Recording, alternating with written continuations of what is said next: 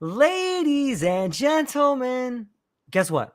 I have a beautiful podcast for you today. But before I get started, let me go ahead and say that I hope the sun is shining, the birds are singing, and the wind is at your back. If you find yourself in a little bit of a rut, then you're going to have to listen to this podcast episode today because I have with me an incredible individual. And I hope that you listening to this are ready to embark on a journey of strategic exploration and innovation as we welcome the remarkable Casey Berman, a true multipreneur shaping destinies in Fortune 500 boardrooms and empowering professionals to redefine their career narratives. From unraveling business complexities to guiding attorneys towards new beginnings, Casey's narrative weaves a tapestry of possibility and strategic insight. Brace yourself, ladies and gentlemen, for an illuminating conversation on finding a better way to success, one story at a time. Welcome, Casey Berman. How are you? I'm doing great. Thank you so much. What kind words? Fantastic. I need to play that for my family over and over. I want that a loop in the house. No, thank you. I really appreciate the kind words, and I'm flattered. I'm honored to be here. Thank you for the invitation. Yeah, well, you know what? It's I have found that we live in some really interesting times right now. Yeah. And I think that, there's a saying that says the first ones over the wall usually get clobbered. And I think that you have been one of the first guys over the wall. I've been over the wall, man. I'm taking some beatings. And so many people we know in the octopus movement, or so many of our friends and family, or maybe people in our community, they want to get over that wall and they're trying. And you have a unique way of helping people do that. So I was kind of hopeful that maybe you could start off with a little bit of a background, man. Like, who were you before you jumped over this wall? Yeah. Thank you. Well, I don't want to bore everyone with my life details, but real quickly, I am based here in Maui now. A few years ago, my family and I moved here, but born and raised in San Francisco, California, and that's where my family is. My parents, my wife, kids. That's where we all started, and I sort of did what I was supposed to do. I went to undergrad, and then I went to law school because that's just what we were supposed to do back then. And did not really like law school, just wasn't for me. And went to become a lawyer, and I had the job many lawyers wanted, which was in-house counsel as a tech company 20 some odd years ago. Think of the dot-com boom and all those movies about all of that. And that was me right there, dogs in the office and free lunch and all that way back when. And so, but the job was just very reactive, anxiety producing. We had an office in England as well as San Francisco. And I would wake up in the morning, they'd been working all day, and I'd had all these emails and texts and all that sort of stuff. So I left in 2005 and started on this career that I was just kind of creating out of thin air. There's E.L. Doctorow was a professor of writing, a novelist himself. And he has this quote about writing a novel, and I take it to life, which is, life or writing is like driving your car at night. You can only see so far as the headlights, but you'll get home that way. And so that's something through all the self-doubt in 2006 and 2007 and 10 and 12 and 15 and 20, all those years that I went through, it really brought me through, saying, I don't really know what's around the bend, but I know I'm going to get there. And so I just would have been a great corporate person and corporate ladder. And I worked at companies, but I was always creating a side gig on the side. And those side gigs have blossomed and are now real companies that I run now. But I just always knew inside of me that as much as I was able to kind of climb that corporate ladder and be the good employee and so on, and as much as I needed to do it for years to make money and raise a family and kind of I had to get a job, I knew it wasn't for me. And so, which is a mixed blessing, because on the one hand, I wish it was for me. It would have made life a lot easier just to kind of stick with that path. But I just saw something that I couldn't unsee anymore or unfeel. And luckily, I persevered through it. And I have these two businesses. One is a corporate strategy business where we help big companies connect with their customers. And another one that you were mentioning is called Leave Law Behind.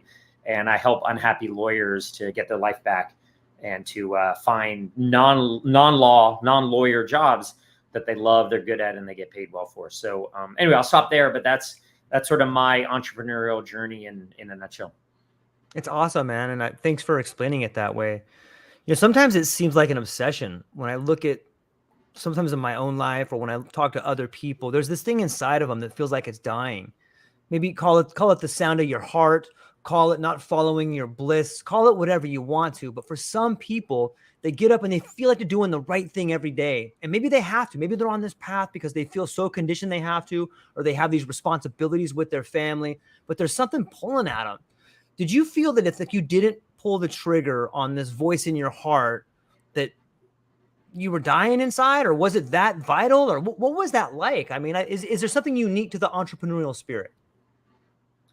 Well, to answer your question, yes, it did feel like something was dying inside. There were moments of dread that there's something in there, and I can go do my day job work, which, listen, I don't want to sound like a diva.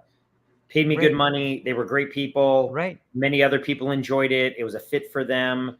They took care of me. I had health benefits. I mean, a day job for many people is what you want. And for many people, for me, for many years, it was good for me. I got to meet and learn and learn and learn and all of that. So I don't want to knock a day job at all. Right.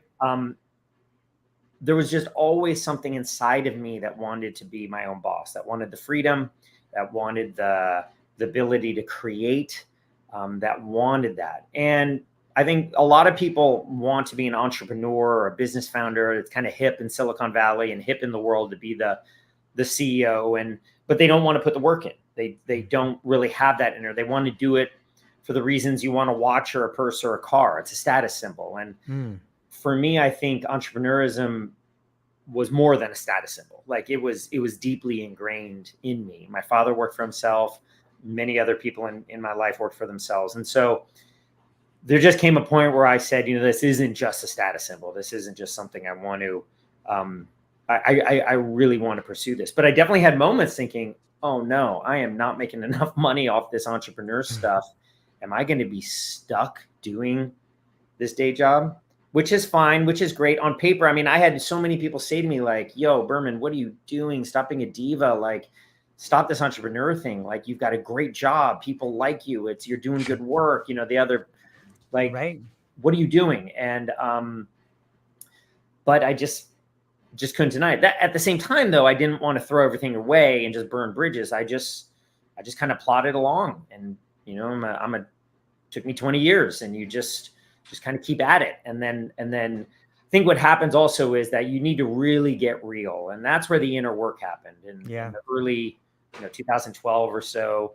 You have 2011. There were some moments where I got a dog and I started listening to people that on YouTube, the Alan Watts and Ram Dass, and just sort of getting into beyond the ether type stuff. And, I met my business partner for Leave It All Behind in 2014 or so, and he has coached and mentored me a lot on how to think in belief systems and so on. And so, as they say, when the student's ready, the teachers appear. And I think there came to a certain point inside of me where I was just ready. And I'll say ready because when it comes to entrepreneurism, you don't really see this in the Business Times or Forbes and so on, but it is a spiritual journey. It is inner work. It is touchy-feely emotions. I'm a big sports fan, so you see these big macho guys on the football field and so on. And, when they say they're in the zone or the flow state, all that's saying is they're not thinking. They're not being intellectual. They're following their heart, right? It's a very macho way of saying woo-woo type stuff. And so the entrepreneurial journey is a very spiritual, it's very non-intellectual in many ways, and it's a visceral journey. So. It's interesting that you bring up spirituality, because when for one of your businesses, you're trying to help lawyers leave the law firm. And it sounds to me like on some level, you're looking for people who may feel that void in themselves while they're doing pretty well for themselves. Maybe that they're not happy with it. And that's a spiritual moment when you're doing something, you're not happy at it. Like you start going down that wrong road long enough, and all of a sudden you're like, I'm too far. I can't turn around now. But that's BS, right? Like you can turn around. Like if you're willing to do the work.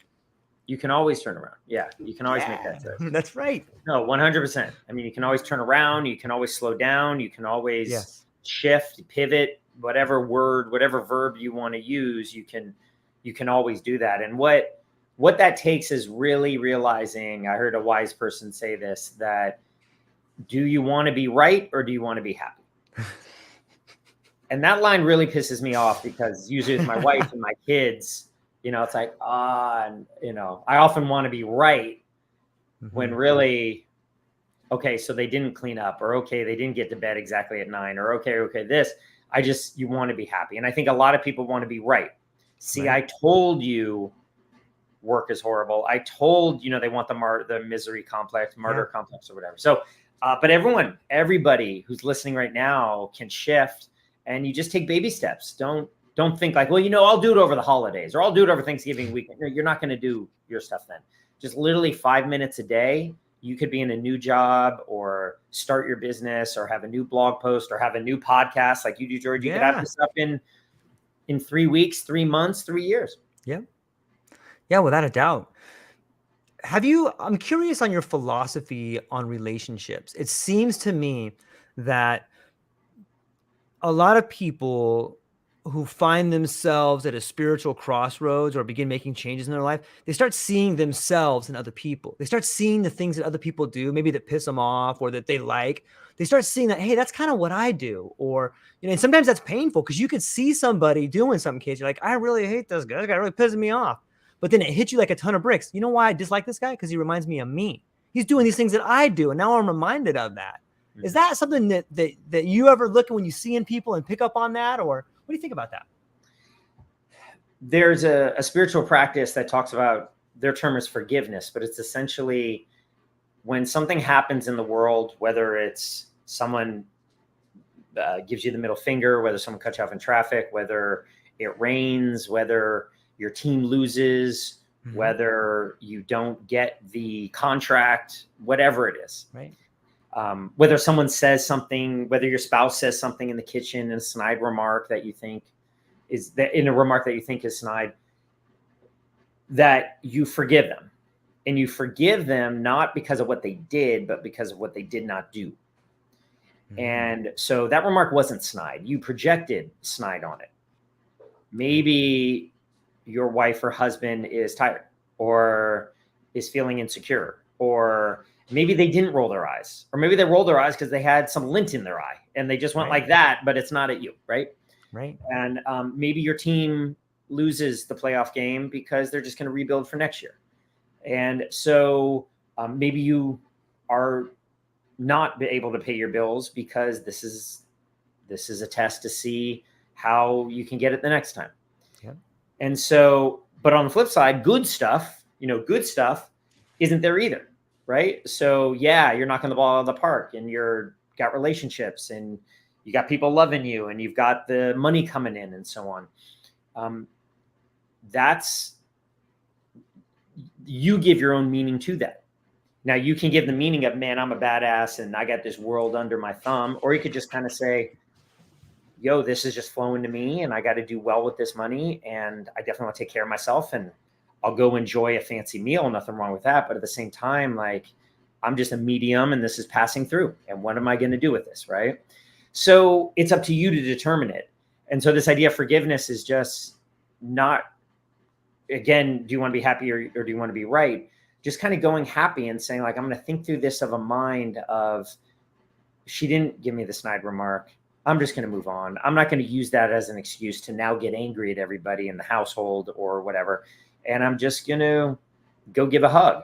And I'm just going to say, I'll get the dishes or whatever. Now, it doesn't mean you get walked on or taken advantage of. If someone's giving you a hard time, put your foot down and stand up for yourself. But at the same time, just realizing that, to your point, you're projecting meaning onto everyone.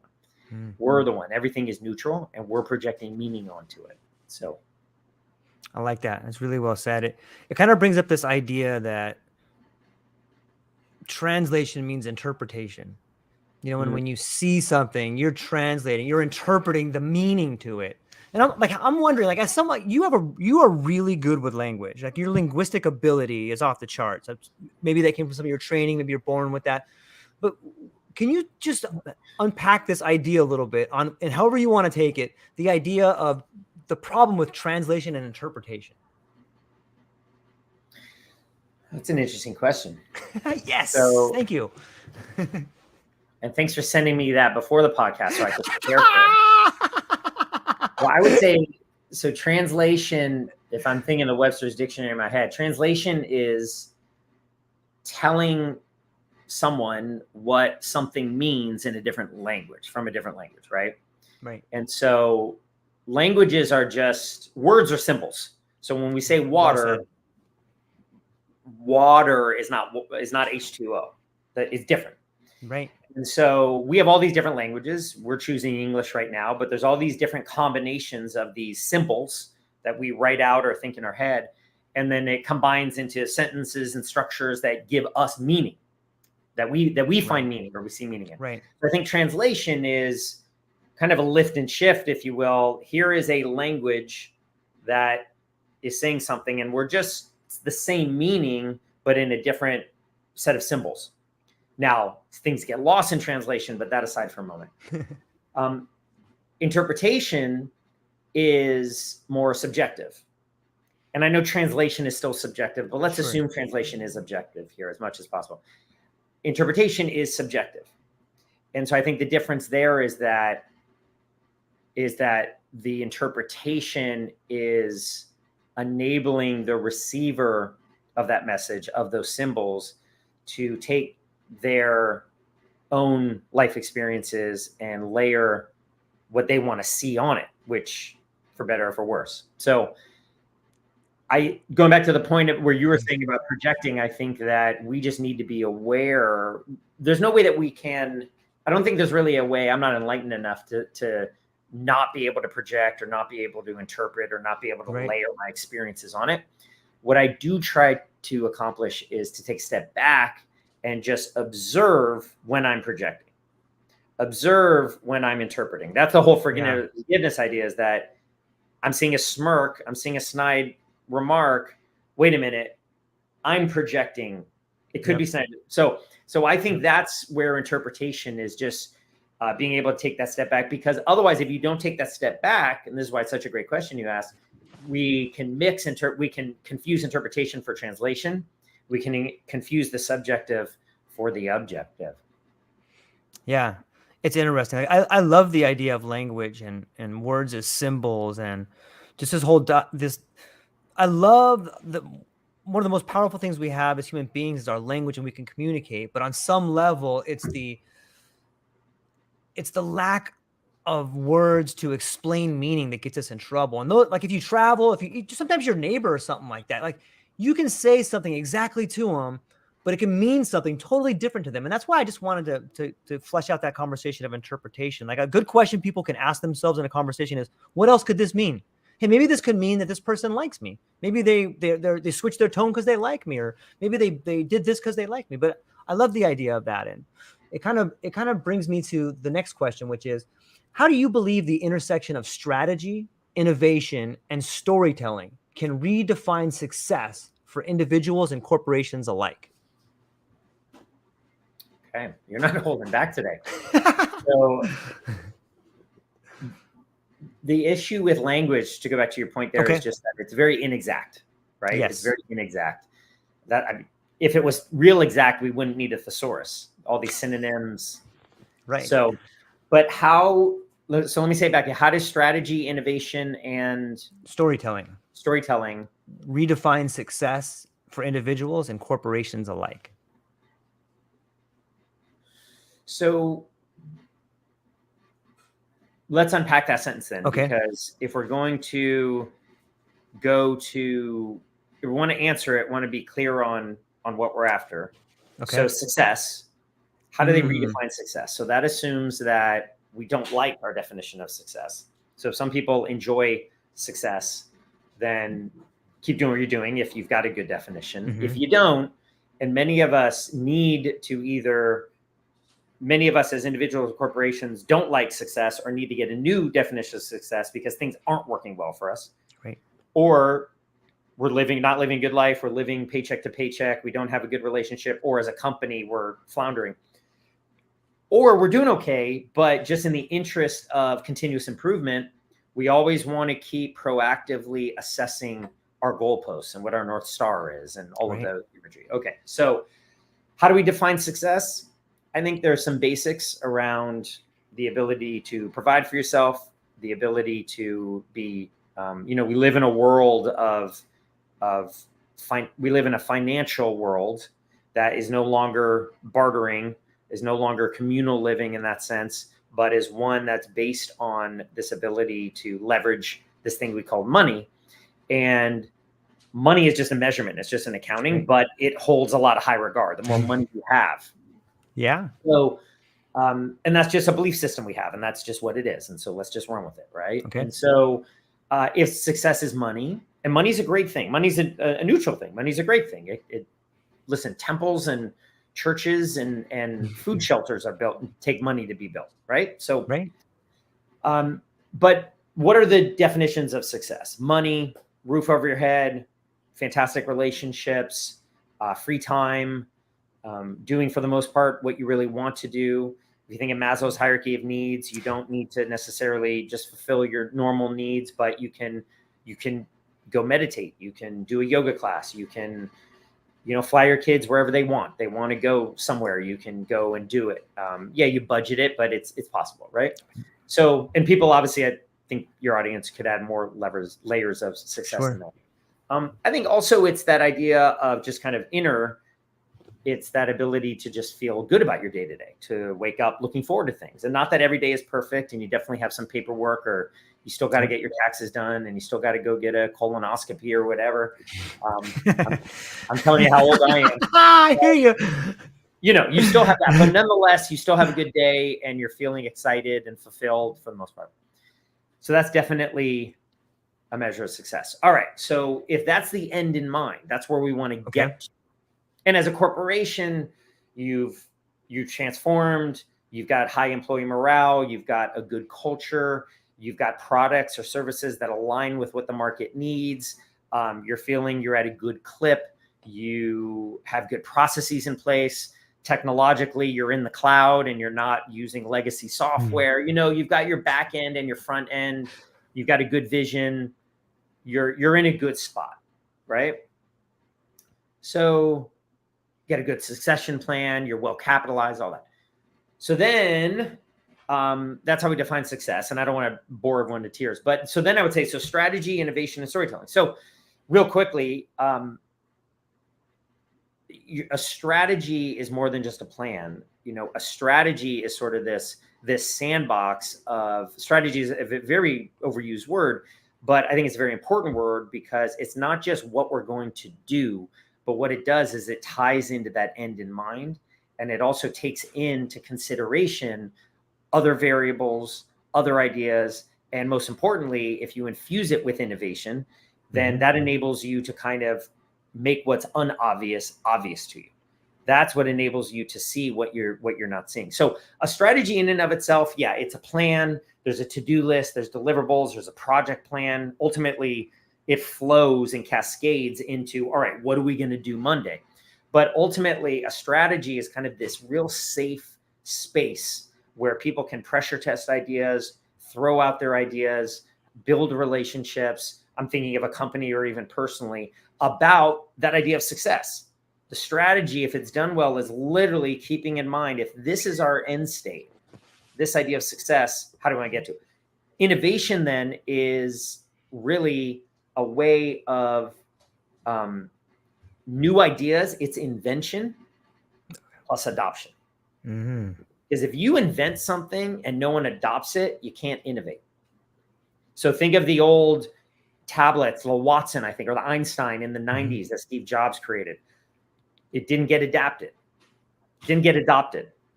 And think about that in life. Like if you have a new idea, I'm going to go do a new exercise routine or something. You're inventing an idea, but if you don't go through with it.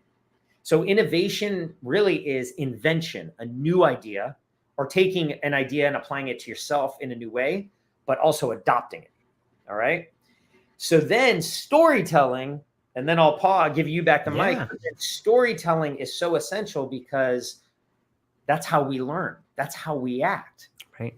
I mean, the only reason, if you think of everything in our life, American democracy, Walmart Corporation, Chevrolet, baseball as apple pie, these are all just constructs. And the only reason the Capitol building and the attack on the Capitol building was so visceral, and it is because the Capitol building in Washington, D.C. is really the one physical representation of American democracy, because American democracy is invisible. It's all in our minds. You can't touch American democracy tangibly with our senses, with our five senses. So it's all a construct. And so storytelling is one way that you take these constructs and make them real, so that we vote, go to war, wake up in the morning. Why do we do all this stuff? Why do people go to war? Because they're following a story. So strategy, create the plan, keep this end in mind. Innovation is invention, something new to you or a new idea plus adoption. And then storytelling is what gets the gears in motion, because the only reason you're going to do something is if you like the story that's being told about it. Harness the power of the invisible enemy. Make him your friend.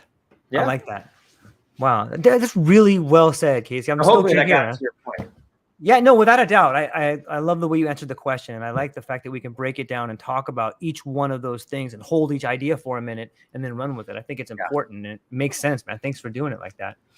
In your experience guiding Fortune 500 executives, what common threads have you discovered in unlocking trapped business value and establishing customer-centric strategies?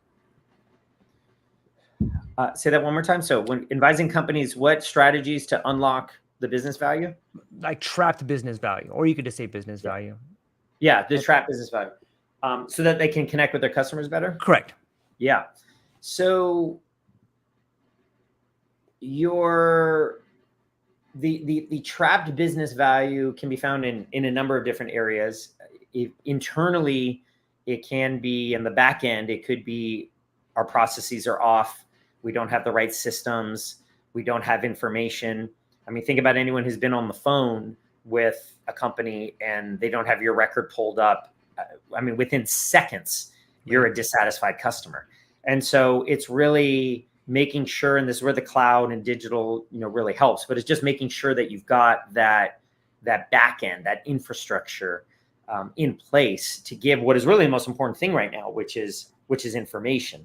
Right. And it's actually two-part, because you need information, but you also need the interpersonal aspects to deliver it to the customer. So having the technology, the nuts and bolts, all that geek out technology stuff there, so that there's that platform and that foundation to do whatever you as a company need to do. Then on the customer facing front, kind of generally speaking, I'm going to go with empathy. There's a level of empathy that corporations have not prioritized over 50, 70 years and so on. And they haven't really needed to. But in the 80s or 90s, you needed to book a hotel room. My dad was doing that for a vacation. You literally whipped out the yellow pages. You whipped out the white pages and you flipped and you called 1-800-HILTON or whatever. And if they didn't have a right rate for you, you called a travel agent, or you had to call Hyatt, or you called whatever. Now, you have Hotels Tonight and you got hotels.com and you got it right on your phone. And if you don't like what one rate is, you go somewhere else. And so the dynamic has shifted 180 in favor of the customers in many ways. Maybe not fully 180. It can vacillate back and forth, but a lot of it has shifted back to the customer, where not only just bad reviews for a company, but also this ability to jump to their competitor.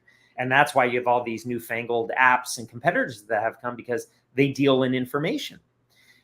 So unlocking that value is really around empathy for the customer and really having a pulse on what the customer is after.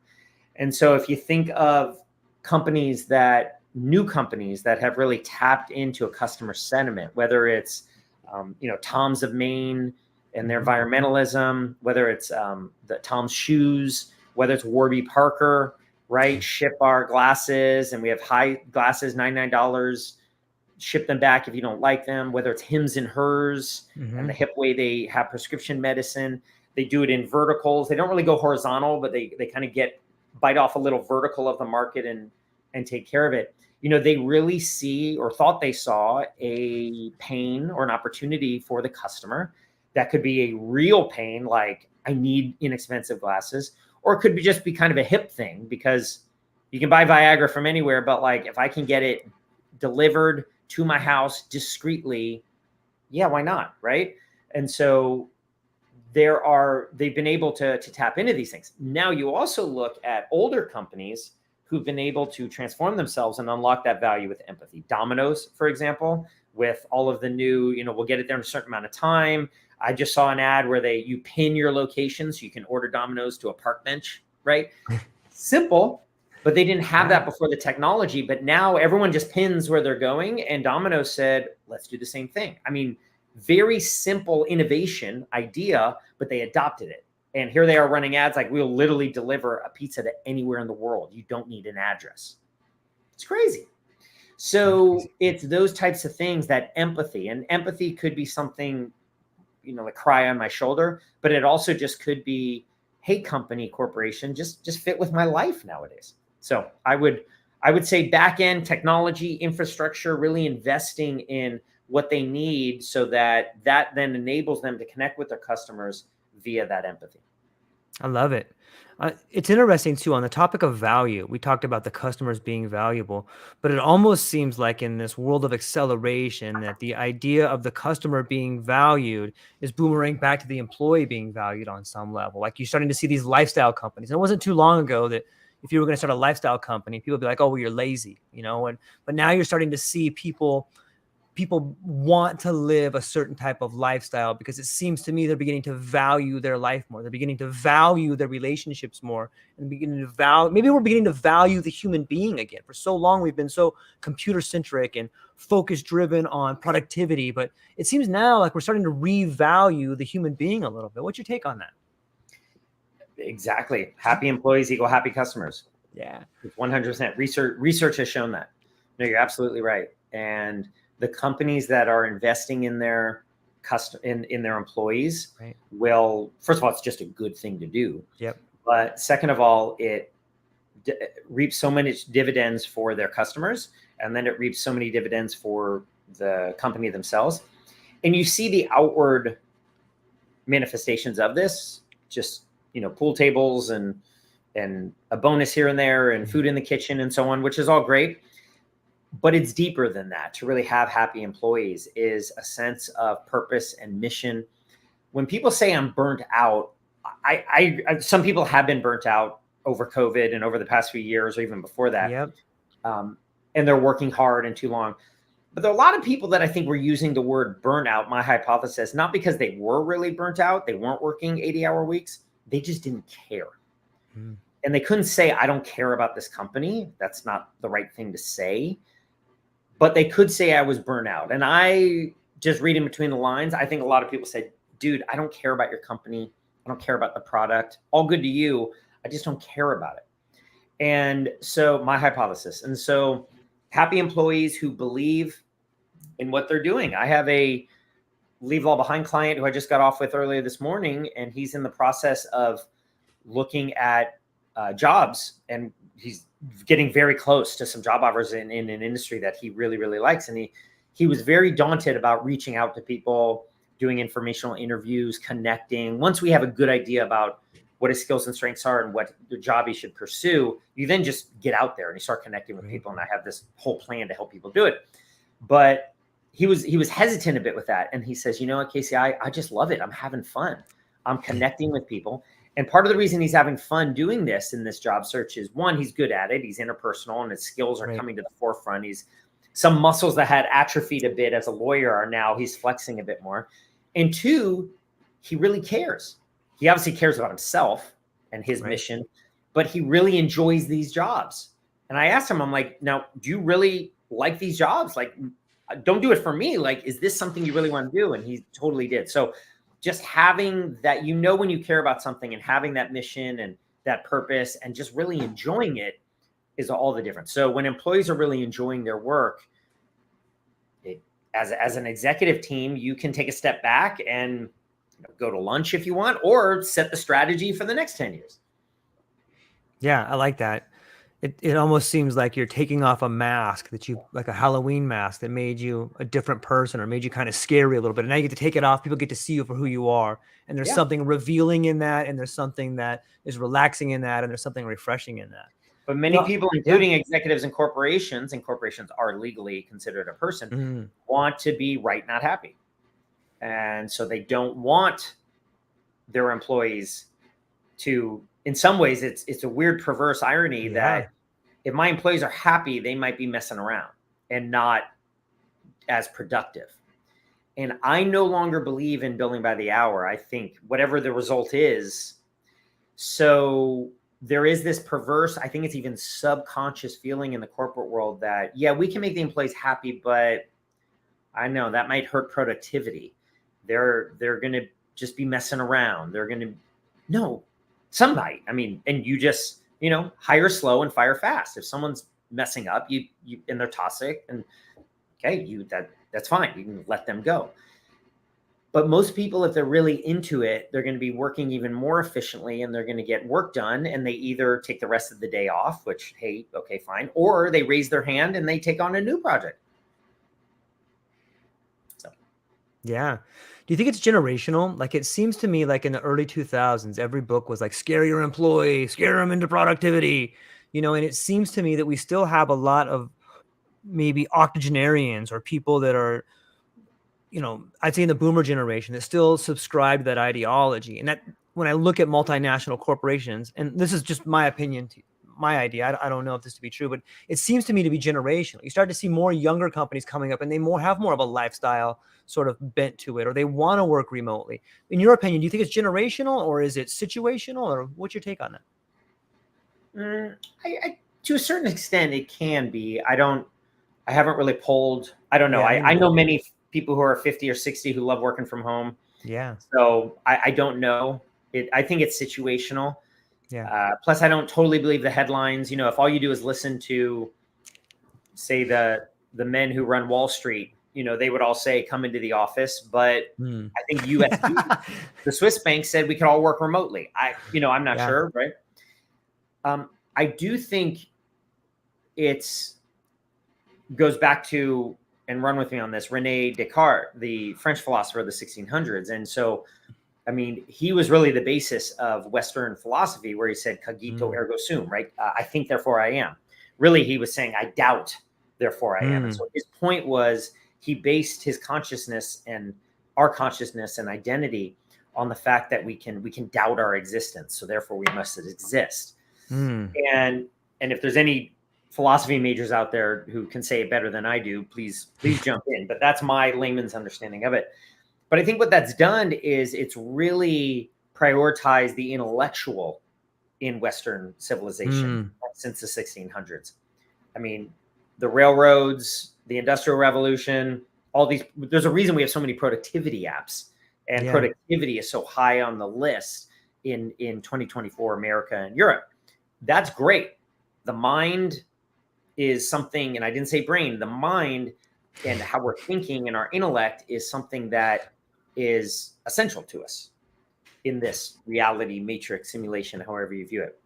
That being said, we can't ignore the heart, and the mind is just half of it. The intellect is just half of it. There's the visceral and the emotion. And so I don't know if it's situational or generational. I think it is subconscious in our culture that we need to be productive. I'm one of them. I mean, I'm type A. I love my to-do list. And so I just have to take a step back to say that, I think some of the most important things might just need to be quiet time. I think there's a quote that Gandhi said, which I'll butcher, but it was something along the lines of, I have 12 hours of work today.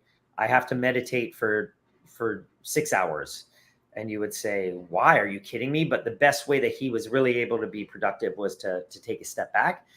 And so I don't know if the productivity or working from home is necessarily generational. I think it's something that has been with us for hundreds of years.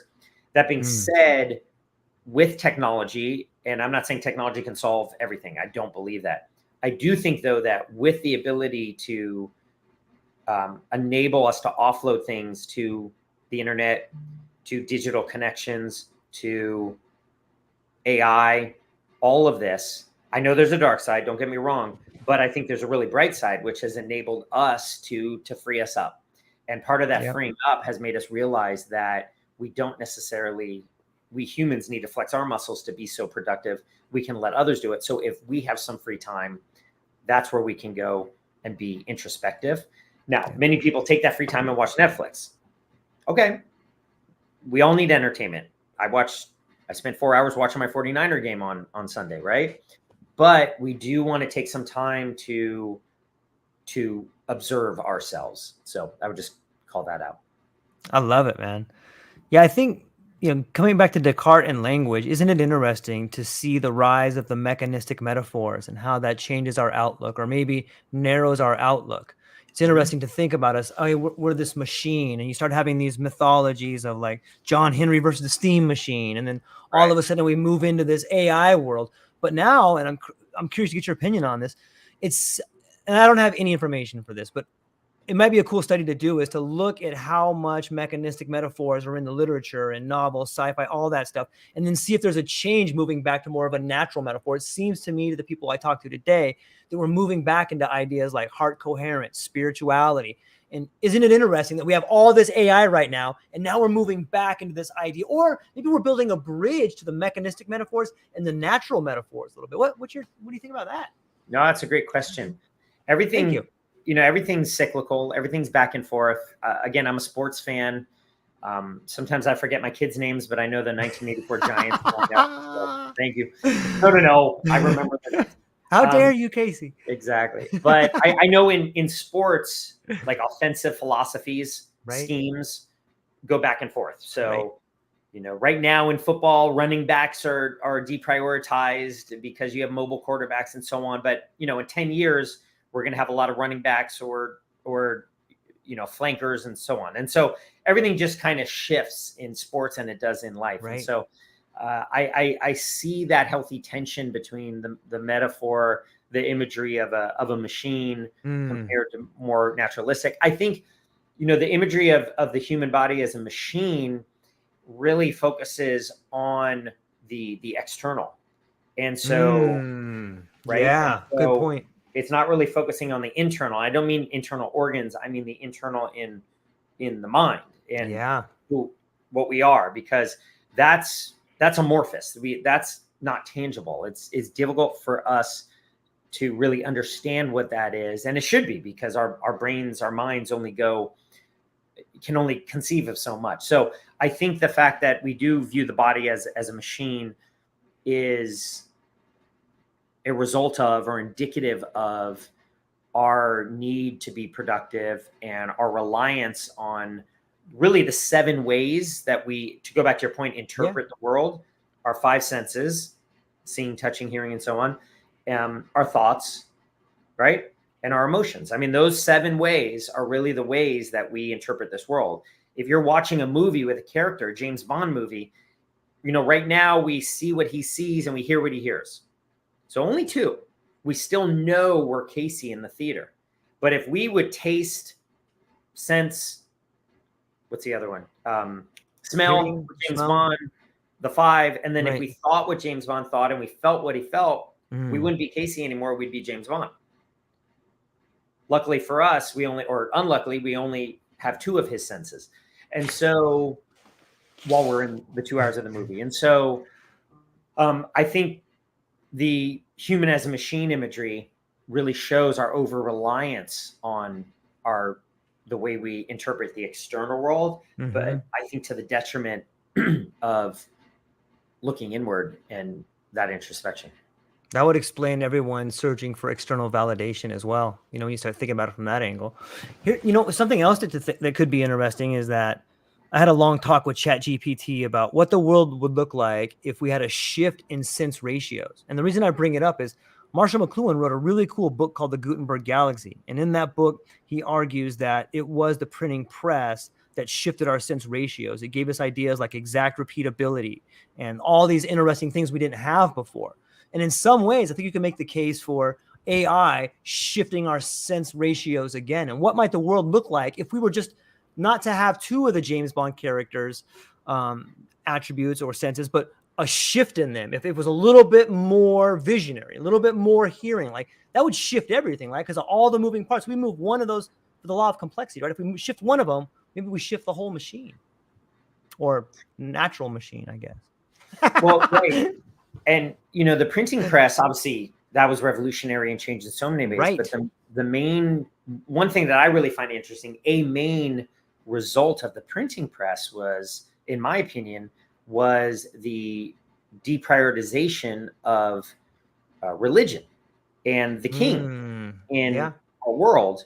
I think that led to the Renaissance and to more liberal thinking, because all of a sudden we didn't need to go to the church for the word of God. We could read it. We didn't need to go to the king necessarily or the town hall, and you could disseminate these languages, these thoughts, these ideas, these beliefs, for better or for worse, without having to rely on that central authoritative figure. And so when it comes to ChatGPT, I think what's going to emerge is there's a new like, white collar, blue collar. There's an AI collar worker Yeah. out there. That's a great way Something to new say is it. going to happen in that Yeah. sense. So, Yep. Yeah. It's interesting that I once heard someone say that it's not AI that's going to take your job. It's a person that knows how to use AI that's going to take the right. job. And there's so many, and like you said, there's bumps and bruises along the way, but it does seem like there's a whole new decentralized world that's opening up to people because things are moving so fast. There's real no way to centralize it on some level. What's your take on the future or speculations on the acceleration? Well, acceleration is all in our perception, to go back to the earlier point. True. So some things are moving fast. What I think that's it's a popular way to say is that things are moving faster. And I think they're moving faster because information is disseminated faster. Mm-hmm. There's more versions of it. People are getting whipped up into a frenzy quicker than before, for better or for worse. Yep. And that's true.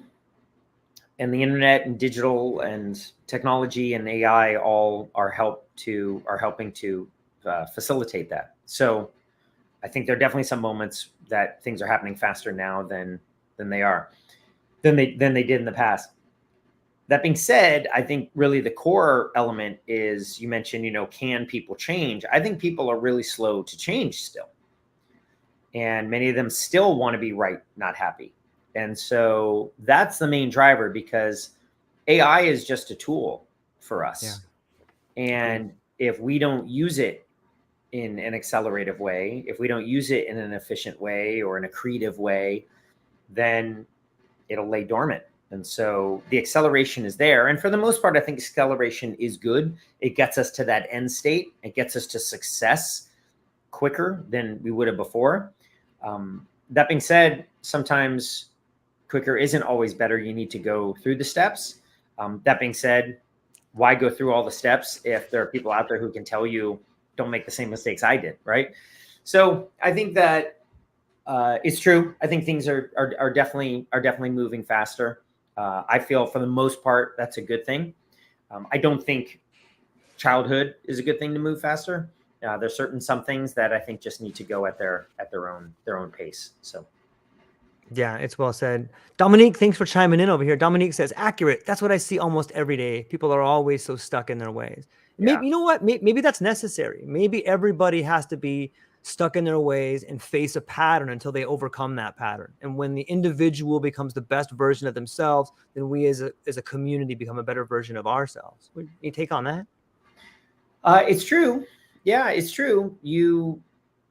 The one thing you can control is how you react and how you act to things. Right. And that definitely helps the collective, whether it's a sports team or whether it's, a whole country of hundreds of millions of people, without a doubt.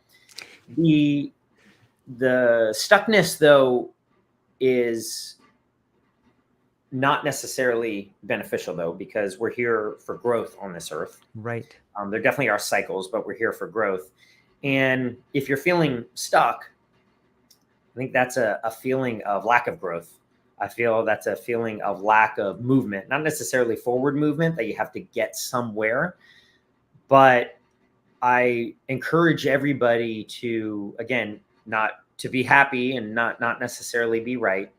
I would encourage everybody to realize that there are better situations out there for them that they can step into, that they can create.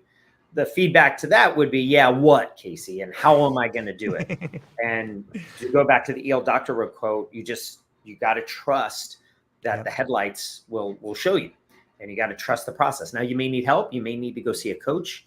You may need to hire somebody. I mean, even the best basketball players have coaches and trainers. So you don't need necessarily to do it on your own. But I definitely have seen lawyers who are very stuck in their roles. And once they're able to get out of that job, sometimes they have to hit rock bottom. Sometimes they just need to let me push them. And then they get into a job they love. And then they go to non-law job number 2. They're making more money. They're enjoying what they do. And the big thing is, all of a sudden, they are a model to their children. They're a model to their spouse. Now you're talking. And, if anyone comes back, I mean, think about yourself, think about your kids, think about your parents. Yes. There aren't many more things for a child to see than a very unhappy parent. And those kids, they see it. They pick up on it very early on. And so if you don't want to do it for yourself because you're stuck in your ways, or you want to be right, not happy, or you're getting that, what they call, Dr. Hawkins called it a cheap little payoff. Like, you just really like being angry, or you want that martyr compliment, right? Or you want something to complain about. Fine. I know you get that good feeling from complaining, but if you don't want to do it for yourself, do it for your kids. Do it for the people around you, because you know what? It flows downhill, and there's nothing better for a child to see than a better model than a parent who enjoys their job, who is challenged, who and feels a purpose and initiative. Man, that makes me want to cry. Thank you. Like, I think that's a beautiful way to put it. And I walked you right up to this hour right here. Man, I only got like 5 minutes and you got another appointment. But before I let you go, I can't believe an hour's passed that fast. But before I let you go, where can people find you? What do you have coming up, and what are you excited about? Yeah, thank you again. Thank you for inviting me. This was the highlight of my week, and I was really looking forward to this. So thank you. Thank you so much for having me on. I'm honored to be here. You can find me at Leave Law Behind, LeaveLawBehind.com, leavelawbehind.com. I'm Casey, Casey, at leavelawbehind.com if you want to email me. And what I'm excited about, I think for me, I'm excited about where I go. I think in the next little while, I've got some blockers and obstacles and fears that are standing in front of me. I want to continue to grow my business to the proverbial next level. And that's going to take some work and inner work and real focus, and me facing the stuff I've been talking about for the past hour and blabbering on about. So I've got my own stuckness to get out of. And then there's new things I want to do, whether it's writing or whether it's there's some initiatives here on Maui that I want to put in place to help people with jobs after the Lahaina fires I'm passionate about, but it's going to take a lot of work, or I think it'll take a lot of work. There's writing I want to do sort of under my name and my own website. And I just don't know what that is yet, but I just got to put a little work in. So I'm excited about all that. I'm scared about it. I'm procrastinating. So I know the feeling. But those are the things that the further growth for me are the things that I'm excited about. Yeah, the path of growth must be chosen over and over again. Hey, word on the street is you're going to be hosting your own podcast, man. Is that true? It is. Yeah. Congratulations, man. Thank you. I was chosen by the Octopus folks to be one of the podcast hosts. So I'm excited to kick that off, and I'll be in the regular staple of hosts. Hopefully y'all will like the shows I conduct, but of course, I'm honored to be part of that. And I think we'll be interviewing a lot of the Octopus members, founding members, and picking their brains and all this. So I'll be on your side of the microphone and doing that soon. You're going to crush it, man. I love the way you see the world. And thank you very much for being here today. Hang on briefly afterwards. I'll talk to you real quickly afterwards. But ladies and gentlemen, thank you so much for being here today. Go down to the show notes. Check out Casey. Reach out to him. He's an incredible individual with a lot of great ideas. And that's all we got for today. Aloha.